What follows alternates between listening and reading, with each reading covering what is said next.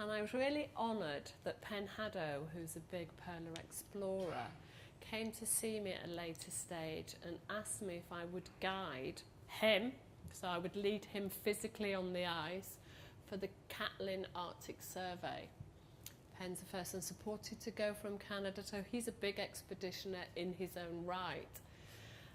But he couldn't be at the front because it was a scientific expedition and he was taking all the science, so he needed to do the work, and Martin Hartley was our filmmaker. So I was a little bit afraid. I'd always been the strongest physically in a team, and now I knew I was going to be the weakest. See how I've learnt that the weakest isn't always the weakest? I'm not as strong. These guys are big. So I'm leading a guy who's also fantastic and done as much, if not more, than me. And I'm really not as strong. And I did have a lot of fears. Pen, as a leader, had put me in front. And he said to me, well, he was interviewed and they said, why have you asked Anne? Is it because she's a woman? And he said, no, it's because she is the best. Now, I don't know if he thought that. I don't know to this day. He obviously is going to say that to me. But I felt, as a leader, how amazing was he?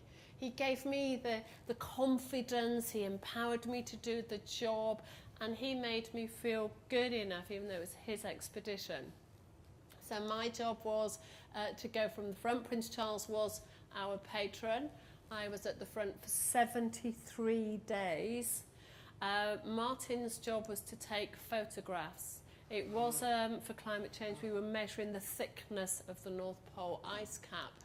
And Pen's job was to drill every night and to take a pen and pencil and mark down every ridge. And we were working with scientists around the world. And at first, when we set off, we were all doing those wonderful things and caring about each other. So my job was to go as far as possible. So the first day it was, let's go as far as possible, which then meant that Martin hadn't really taken many photographs. So, the next day, let's help Martin because we've got to care about him. And so the next day, Martin took loads of photographs, which meant we didn't go that far, and Pen didn't get to do as much drilling at night. So then, Pen needs to get his project done. So the next day we did Pen. What we found for about 6 days is we were just running around trying to help each other.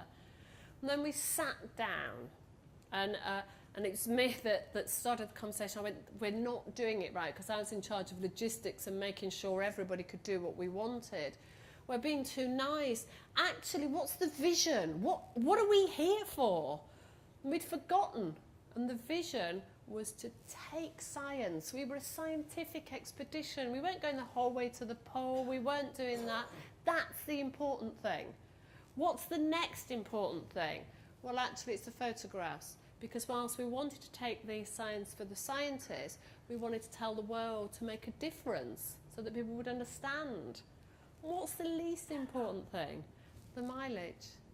So actually what we did then is we made sure the science was done first, the photographs second, and my job was the least important.